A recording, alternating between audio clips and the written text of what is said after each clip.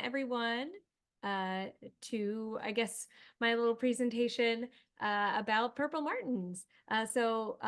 Like Kathy was saying, I am a conservation educator that's over at Animal Kingdom, and I've been working over there for about 11 years. I've worked with several different animals, worn lots of different hats, but something that's been kind of central to all of that is conservation and education, specifically, with a variety of animals, but I have always been passionate about birds. If anyone has been along the East Coast and visited the Sylvan Heights Waterfowl Eco Park up in North Carolina, that's actually where I'm from originally. I have a lot of fond memories of being over there and visiting the eco park and all the awesome birds that they see. Um, and so it just kind of fostered my love of birds. So when I came to Animal Kingdom and I saw that they were doing some wonderful work as well with the purple martins, how could I not get involved? So what the presentation today is about is called Connecting Communities Through Conservation. So taking that general idea of, conservation work that we do as birders and as people that are interested in helping to protect those species, and then being able to connect the community and inspire that same kind of conservation mindedness. And specifically, my experience is with purple martins. So some of you may be familiar with these birds and some of you may not. So we're going to actually start talking about our birds. So purple martins, they are the largest species of swallow that are found not only on the East Coast, but on the West Coast as well. We'll see that in a second. But something that makes them really cool is like a lot of other birds that we'll find around here, they're migratory and they'll migrate thousands of miles to go from their non-breeding grounds down in Brazil up to their breeding grounds that are up here in the US. They can fly anywhere from 174 to 358 miles per day. And then the fastest recorded trip for one bird was just under 2 weeks to get from Brazil up here to Florida where they are nesting. They are found east of the Rocky Mountains, but over there they will nest. On the West Coast, they will typically use things like cacti, all sorts of stuff, because purple martins are cavity nesters or secondary cavity nesters. So they're not going to necessarily make their own nesting sites. They look to us for those nesting sites. So let's take a closer look at them. They're beautiful birdies. While they may be called purple martins, the males definitely have more of a bluish sheen, but purple it is because they're kind of iridescent in color. But the males are going to have that like full blue purple blurple, if you will, like coloration to their feathers, whereas the females are going to have that white underbelly. And then we're going to take a little look at a second because the males actually don't get this full coloration until after their second year. So when it comes to being able to tell the difference between the two, the males again are going to have that darker blue color. The females have the white underneath. They're relatively large again for swallows, but they do have that kind of sharper beak, almost that chimney swift, kind of tail forked in the back because they're aerial insectivores. So they're excellent flyers, mostly eating things like dragonflies, but pretty much any aerial insect is their diet. They don't necessarily eat a lot of mosquitoes, which for a long time was kind of a misconception about what they do, but they do help with other pest control, which is awesome for us.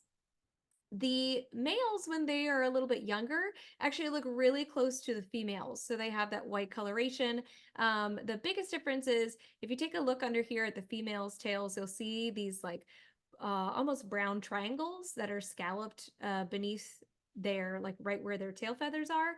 That's an indicator for the females. Instead, the males will typically have almost like there's a beard coming in, so the purple blue patches will be underneath their chin. And during when they're only a year old, they'll have that coloration. Then after their second year, both the males and females will look more like their iconic coloration. All right. So as birds themselves, these guys are awesome ultimate migrators.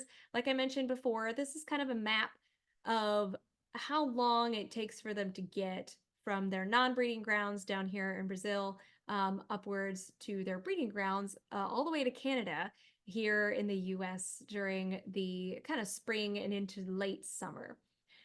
Now, it's what the most interesting fact to me is that depending on where they nest, sometimes you'll see the same birds coming back to the same nesting grounds, and sometimes you won't. They sort of naturally disperse themselves along the East Coast and then in parts of the West Coast as well, but those are actually two different species. So the one we're focusing on are just the East Coast purple martins today.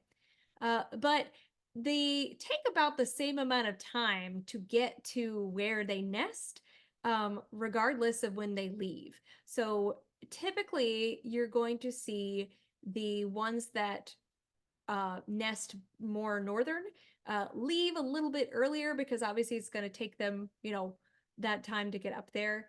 And then ours here in Florida, because we're the closest, tend to arrive first. So they typically will start down here, kind of central Brazil, and head up towards, parts of Florida, just kind of flying along the way and stopping as they go, doing those, up to 300-mile flights in one day.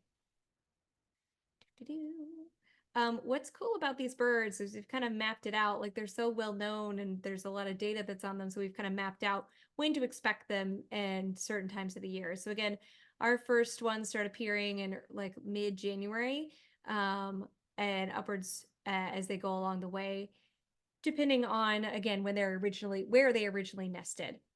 We really don't see any kind of nesting activity until about like late February into March. So during that time when they're here in January, they're just hanging out, finding mates, establishing where they're housing for that year. And speaking of housing, that kind of gets to our next point. As I mentioned before, these guys are cavity nesters, so they don't necessarily make their own nests. So traditionally, being on the East Coast, they actually used to utilize gourds that Native Americans would use and hang next to their crops. The purple martins thought they were pretty swanky, were able to stay in them. At the same time, they were getting rid of a lot of insects that were preying on the crops that the Native Americans were growing. And so it was kind of a win-win situation. And so ever since then, these birds have come to associate these houses with their own. Because of, unfortunately, a lot of loss of habitat, a lot of the old growth trees and natural nesting sites aren't really around anymore. So they're almost exclusively reliant on people for their housing. But because of that long-standing, human purple martin relationship, we're able to know so much about these birds. We even have it down to a science. The Purple Martin Conservation Association, which I'll talk about in a minute, has some awesome education and infographic materials that can be used if you're a personal purple martin landlord, or if you're kind of a citizen science purple martin landlord, which is what we are. My favorite little tool that they have is this prognosticator. So what's neat about purple martins is when they lay their eggs, mom will lay an egg a day until she's done. So when we do our nest checks, which we'll do about twice a week, we typically will see, over the course of 2 checks, if the amount of eggs is the same, then we can actually start the timer there to know when they're going to hatch. And again, because they've just been studied for so long and they're very accustomed to people, they're not shy around us and they're okay with us handling chicks, everything like that. We've even mapped out, their life cycle, stages to the day, so you can age the chicks, know when they're going to fledge, which is about like 20 or so days after they've hatched. So it's really interesting to see, just how precise that we know about them and share that information. But yeah, so on average, they'll lay about 2 to 5 eggs, but they can be anywhere from 8, even 9. But it's neat to be able to see and have that information on hand to share with people too. So speaking of the Purple Martin Conservation Association, they're kind of the forerunner for purple martin conservation in general. They have an awesome initiative that's called Project Martin Watch, in which personal purple martin landlords or individuals that have conservation organizations like Audubon societies, or like my organization, Clermont Martin Watch, can input the data that they have from these birds on when they're arriving, how many babies they're having, is there any mortality, when are they fledging, how many are fledging. All that data is just voluntarily input into a system, and then they can look at population trends over time. Because unfortunately, like we've seen with a lot of songbirds, their population is currently in decline. So we're trying to figure out what are some of the causes of that. Obviously, providing more housing is great because as much space as you can have, the better. These birds are really resourceful, though. We actually just this year, one of our purple martin landlords found a group that was nesting in an abandoned light pole. There just happened to be a little cavity that was behind the light, and they've made it a nest. So they can be really resourceful, but having those, more maintained and human made, specifically for purple martin gourds, helps the population kind of grow overall and keeps them in a nice safe space. But they're awesome. They have a monthly newsletter catalog for how you can start purple martin houses in your backyard or your neighborhood.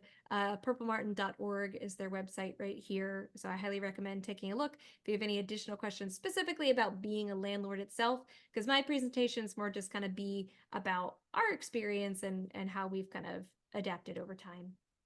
All right. So speaking of that, the Clermont Martin Watch. So as a offshoot of the Project Martin Watch that the Purple Martin Conservation Association has, we are based in Clermont, Florida, at the Waterfront Park. We have two houses that we inherited from a landlord that moved and was looking for someone to help to kind of take over the houses and input that data, on 5th and 7th Street. So if you've ever been out there walking on a nice day, you see those little houses, those are ours. We are completely run by volunteers, and we are just conservationists and birders that really love these birds and want to help educate people about them. So any data that we collect, whether it's just monitoring how many houses are used or how many babies successfully fledge, or most recently actually banding the birds and giving them the Florida ID numbers, all goes again to the to the Purple Martin Conservation Association. But we can use this data and information to be able to make suggestions on what to do to help the population as a whole, and just encourage and inform local Central Florida people about this bird. Yeah, so we started in 2021. We were a group of about 4 or 5 cast members, all of us working over at Disney's Animal Kingdom in education fields, conservation fields, research fields. And we had already been involved in a lot of the project work that Animal Kingdom has done and the Disney Conservation Fund has done for purple martins. And we wanted to take those same teachings, those same learnings, and apply it to these houses that we were actually given. We provide upkeep on the houses, which mostly just includes every season, once the birds have fledged and left, cleaning out and just prepping. We create new housing for our birds. We've most recently started banding adults and opportunistically the chicks to get migratory data and individuals over the years to see if any are returning. We're actually involved in a really cool study that I'll talk about in a second. Collecting, again, that data on how many have hatched, fledged, if we see any if we see any like first years, which are the SYs, or the after second year is the ASYs. How many like adults are coming back to these different locations, and then sharing that data. And then the most important part to me personally is educating the public and raising awareness to inspire more people to be Purple Martin landlords. Here are just some photos of the things that we do. So the little chick that you see in the hand is one that was banded last year. You have some of our Purple Martin conservationists that help to volunteer. We do nest checks twice a week that everyone can actually come out and see. If there are people walking along at the park, they can come by and ask questions, learn more about these birds and see like real life citizen science in action. And then providing more housing. So traditionally, when we first got the houses, it was just this kind of more apartment complex looking house with the boxes. And then last year, we actually were able to implement gourd systems. Now, the birds don't necessarily have a preference per se with the gourds versus the more boxes. You'll see birds in both, but the gourds definitely help make it easier for us to clean, for us to handle the birds, to potentially get the adults for banding, and just in general, it just looks a little nicer. These birds have, these houses have been around for like 7 or 8 years or so, so they're getting a little old. The trays where the birds live inside are made of wood, so they kind of rot over time. So having the nice plastic gourds helps out a lot. So we've added that, and it's funny, the birds instantly took to it. They were just like, new apartments, love it. So we saw no kind of pushback from the birds. This was that tray that I was telling you about. So you can imagine, if mom has 9 babies and they're all like roughly, 14 days old, that's not a lot of space in there. So having the gourds helps out a lot. When we prep the houses for the year, all we really do is provide straw. To us, when extra material like leaves, they've done straw. We've seen all kinds of things that those birds, even shells that they'll pick up, they'll put it in the nest. That is an indicator to us that it is now a nest instead of just the pine straw that we provide for them. But other than that, we just kind of leave it alone and let them do their thing. All right. And this is more of our education and outreach portion. So to help encourage others to learn more about these purple martins and understand the importance of these guys and how unique these guys are, we try to do as much outreach and education as we can. So we've been to the Lake Louisa Nature Fest. We were out there last year and this year to be able to teach people about what we do and encourage them to visit us and come out and see that science and get involved. We do Purple Martin Paloozas, which we actually had this past weekend, where we'll do really cool banding kind of opportunities, and we'll work with local colleges. I know Susan said some of you actually came out last year to see it, and it was really cool. And then just doing our Nestle weekly nest checks and making those opportunities to educate and share that information and data.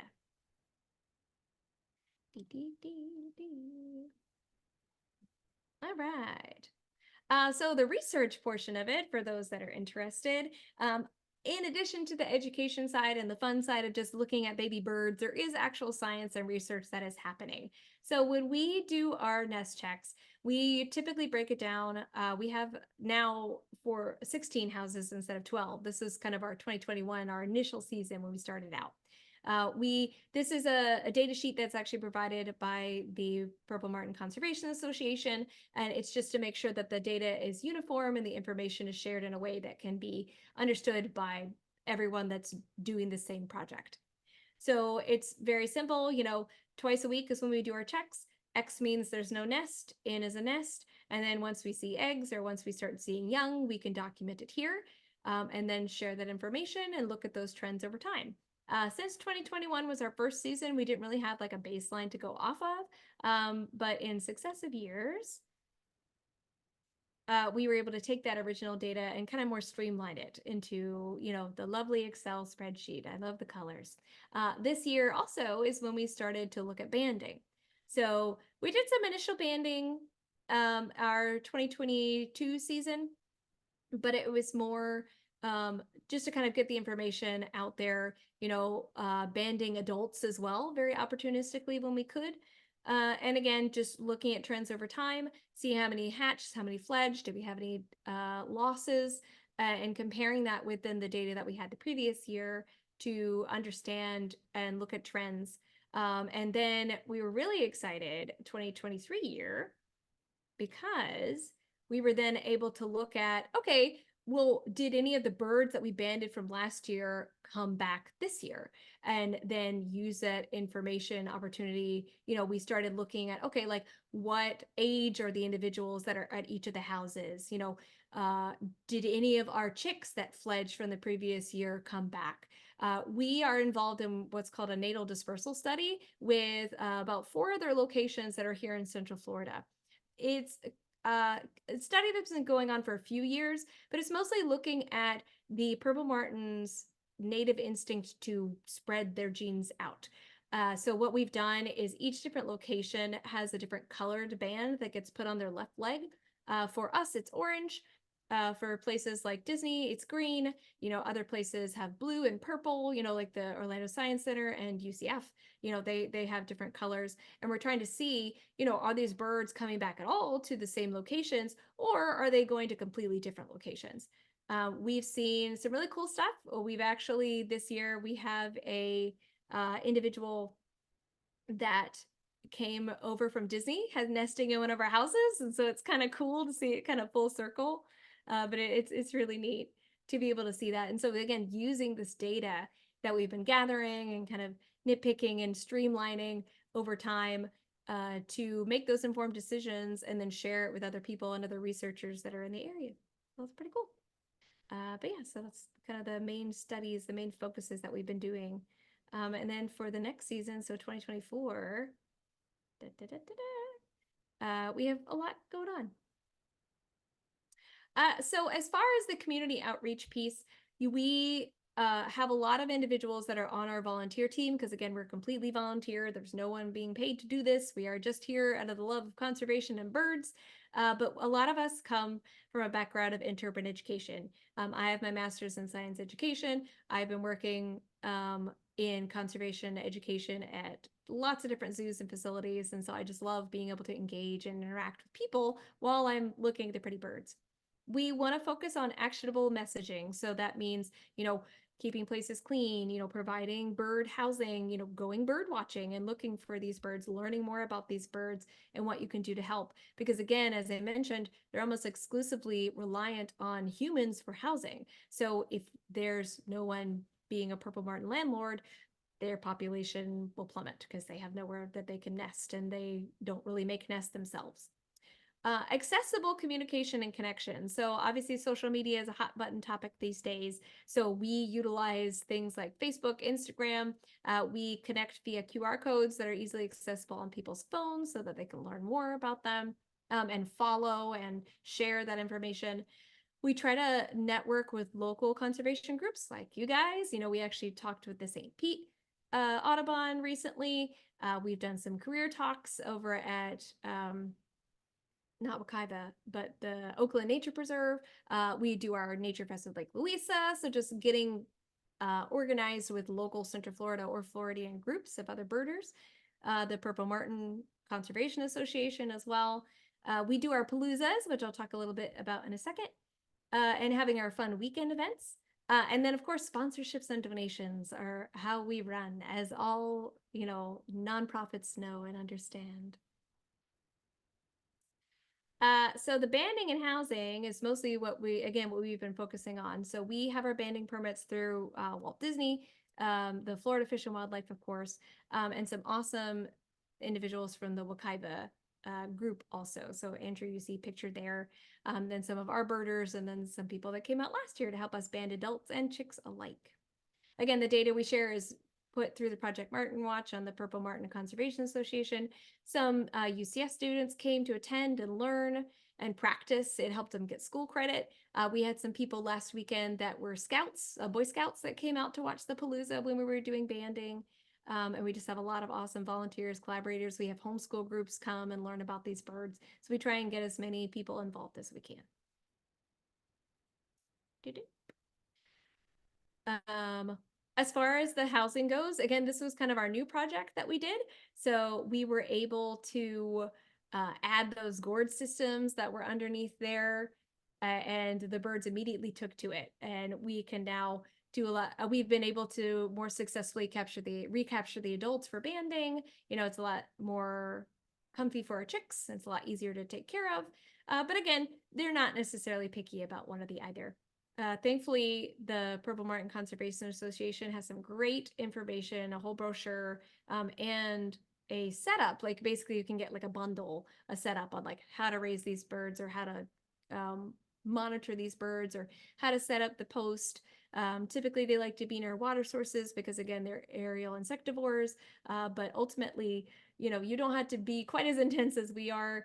As long as you provide them the housing and give them a little space, they can do their whole thing for the whole season if you want.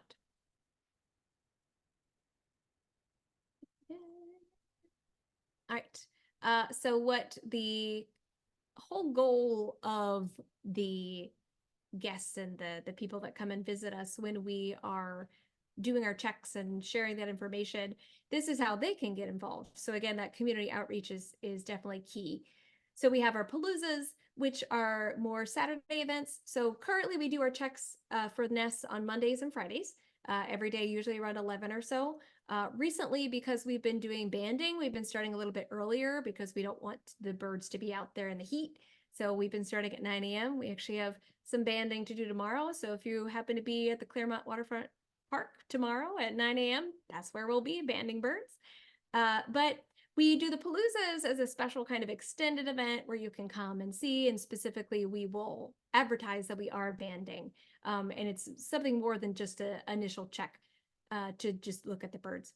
Other ways that people can help, obviously they can donate. We have a GoFundMe that all the money goes towards creating those better houses. Because again, we want to eventually go to like a full gourd system instead of just the apartment complex that's there. So donating. And then the thing that I've been most excited about is sponsorships. So sponsorships are super fun.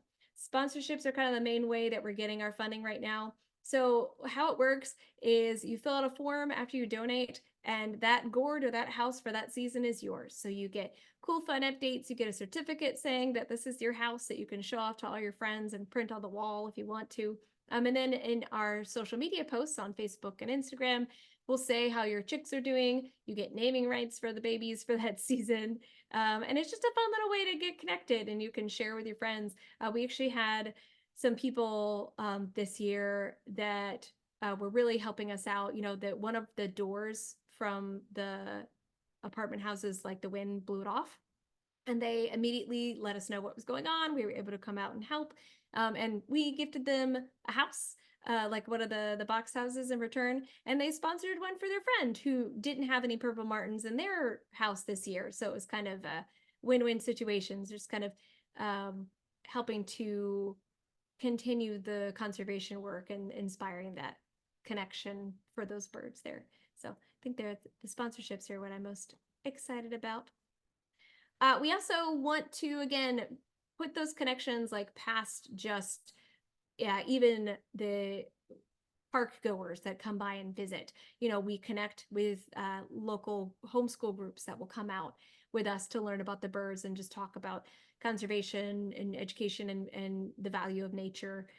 We host volunteer days. We have an awesome set of volunteers that are both workers here at Disney and also just people that were initially just individuals that walked by every week, and they eventually just joined us in our checks. We reach out to local businesses. So if you've ever been out there to downtown Clermont and you've had the pleasure of enjoying a boba at Tiamat Boba or gone to the Comic Controller shop, they have collaborated with us in the past, and they collaborated again this year, making some really cool Purple Martin themed drinks.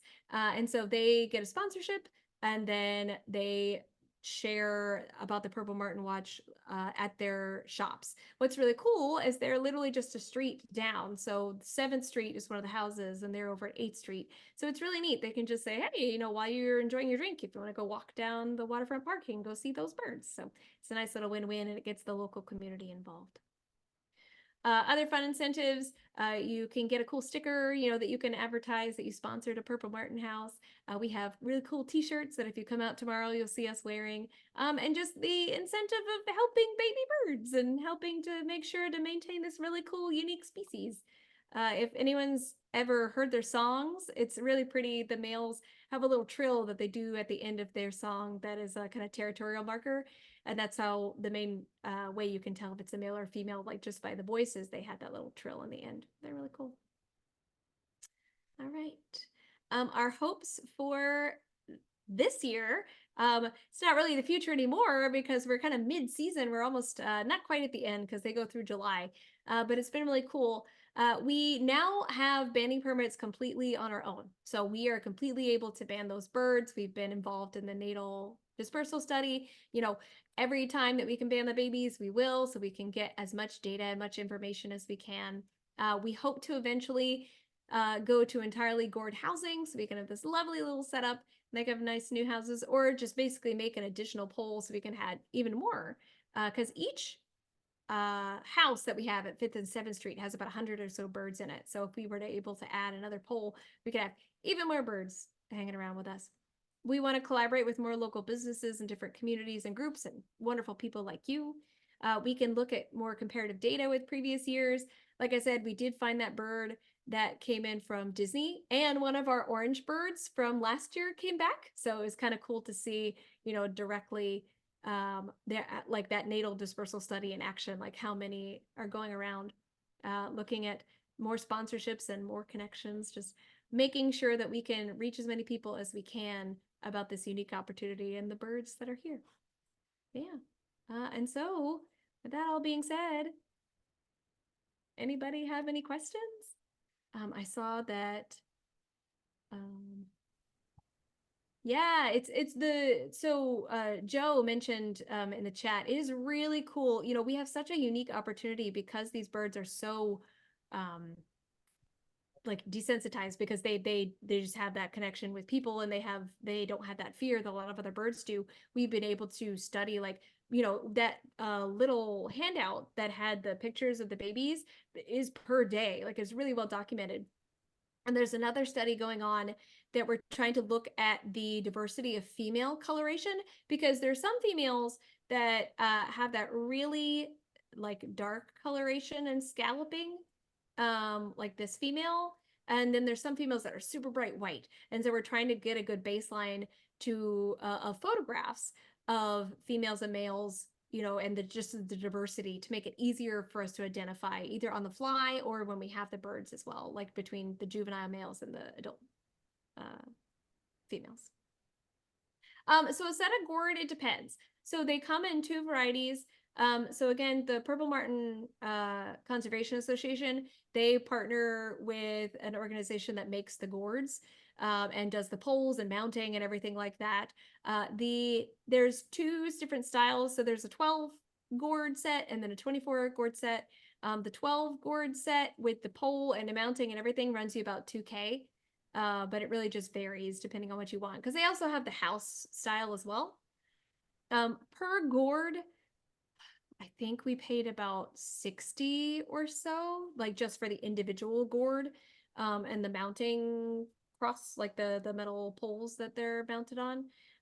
So it just varies depending on what you want, like what you want to go for. There we go. Yeah.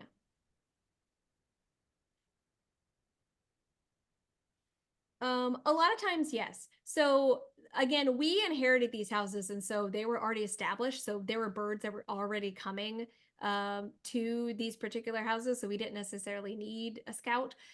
Other people, what I've seen them do is they'll have decoys like mounted on the top, and then have the song of a male and like females like just playing, so that purple martins know that, oh, there's housing here, because they may not know as they're migrating through. But yeah, that's been successful. But sometimes it can take a few years to really like establish a breeding colony. And I think, sorry, go ahead. I was just going to say, Karen Martz had a question. Do the purple martins have to be a certain age for banding? Yes. Yeah, they do. So we typically will band our birds anywhere between 14 and 21 days. So they fledge, but where's the information here? They fledge around there you go. So they fledge around the like 26-ish day mark. So what we'll typically do is, because we have that really precise data to know exactly like when they're going to hatch and when they're going to fledge, we can say, okay, these ones are predicted to be about 14 days old, so we're going to go in and start banding, because that's when they get to be big enough so where they have like adult legs and features, so we don't have to worry about them like growing too big for the bands, but they're also not going to get any thicker than that. It also, like, we have to be cautious when we do later, because we don't want them to fledge early. So there was like a picture of a sock, I think, like right next to one of the images earlier. We just put it in the little hole so they don't accidentally boop, like pop out when we're trying, because we have to raise that nest up and down. And yes, yeah. So I don't necessarily have that data like currently on hand. But yes, that's kind of the goal of the natal dispersal study. So that's what we're mostly looking at. So with organizations like Disney that have been doing it for like 20 plus years, they have a really nice complete look at all the birds at all the houses, like even to the point where like, okay, this bird was at the exact same house that came back last year. um but what we really want to see again is like, are they going to other houses that are in the area? Are they always coming back here? How many are coming back? We've seen a few banded adults, because we don't band orange on the adults. We only band orange on the chicks because we want to see their dispersal, because the adults could be coming from anywhere. Like some of them have the Florida tags, but we don't necessarily know like, was this their home gourd. So right now we're just really doing the orange banding for any of the chicks. So any of the adult birds that we get, we can cross-reference with just in general the Florida Fish and Wildlife, like that data that we have, to be able to look it up in the system. But yeah, so we've been slowly getting a little more like precise and specific with our data that we've been collecting over the years. Mm. On average, they're typical songbird. So lifespan wise, it's gonna be anywhere from like 5 to 8 years. But I actually banded, or she was already banded, but we saw a bird over at our Animal Kingdom houses that was at least like 8 or 9 years old. So it's really cool to be able to see those. But yeah, and this is a great way for us to get that data, because now we know, oh, this is the same bird because they have that band number, they have the color. She actually had a device on her. Oh, so I didn't even talk about devices. So how we get the information for where these birds migrate is really cool. So we use a combination of GPS and then MODIS tags. And I don't have that data that Disney recently put out, but we actually have precise points almost on a daily basis. Like, because any of those birds that come back, we can collect those GPS devices and look at where they were when, how long they took, any information. That's how we get a lot of this information, is because we can put that GPS and the MODIS devices like on those birds, and then when and if they come back, because oftentimes they will come back at least to the same area, we can collect it and then have that data to be able to see trends over time. The current research they're also doing is that they're looking at mercury poisoning in purple martins, because again they're down in Brazil, and a lot of the illegal mining that goes on there, they're trying to see if there's an increased amount of mercury that's in the feathers. And so we are trying to see, like, is that affecting the overall health of the birds, and their muscle, their fat score, things like that when we do that data. We're not necessarily going to that far at Clermont, but it's nice to see like other organizations that are working on just overall and general conservation work. Ooh, so how we keep snakes from climbing the poles. I don't know if it's pictured in any of the pictures. Maybe it's not shown. But we have predator guards. There are these like silver cylinders that go around the poles themselves. And the predator guards, there's an empty spot underneath, but there's a solid spot on the top. So the snake can't crawl and go around to go up. I'm trying to see if it's, yeah, unfortunately all my pictures don't have the predator guards, but there are predator guards. And a lot of times when you buy like if you were to buy like the mounting pole and everything like that, typically it comes with a predator guard.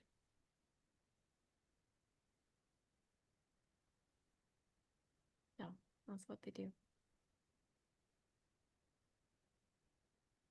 Any other questions? I'm trying to make sure I don't miss Yeah. any. Yeah. Well, if you want to learn more about us and keep up with us, we are pretty much everywhere, found on Instagram, Facebook, all the likes, as the Clermont Martin Watch. So if you look up Clermont Martin Watch on Facebook, we have a group. We have an Instagram. If you have your phone handy, that QR code right here will actually take you right to our website. But I can write it in chat. It's Clermont Martin Watch at So that's the website right there. That'll also lead Cool. you to the form where our GoFundMe is, our sponsorship. You know, it's never too late to sponsor. We still have chicks that are, you know, newly hatched last week. So I think our latest hatchers last year, we still had birds up through July. So, you know, sometimes they fledge super quick, and we have a lot of late bloomers this year. But it just depends. So yeah. And we had one more question. Are they mostly from the Oh, rainforest then? yeah, I mean, being migratory birds, they spend a lot of it was actually really cool because we have all that GPS data. We found that there's this one big island that like thousands of purple martins will nest at night. They disperse to go get food and then they come back and nest. So yeah, so mostly they're hanging out in the rainforest to eat all those aerial insects, and then they come up along the East Coast and along the water over here during the spring and summer to be able to have their babies. So, yeah. Very cool. Yeah, and I think we went with the young birders last year, and it's a real easy, not hard to get to, just right off the parking lot pretty Yeah. much, and or a short walk. And very interesting, lots of educational material. So a Yeah. And good, yeah, nice little morning without having to take your whole morning because it goes, you guys are doing your thing and telling everybody what to do. So it's a great thing to go visit. yeah, Very interesting. we are going to be doing some banding tomorrow and I think Saturday as well. So if you have some time to stop by this weekend, or kind of basically from now until they're all fledged, we're basically going to be banding every weekend. So we'll make posts on our Facebook and Instagram feeds if you want to see specifically. But most banding days start at 9 a.m. And we're usually done by like 10:30. So it really doesn't take too long. We did 32 last week. So, yeah. Very good. Yeah. Well, thank you everybody for having me. Thank you to Susan and Kathy again for inviting me on. Hopefully this was interesting. And if you hadn't learned about purple martins, they're a really cool bird. I've Yeah, definitely there. become obsessed with them over the past like 10 years. Yeah. So, yeah. Yeah, they are cool.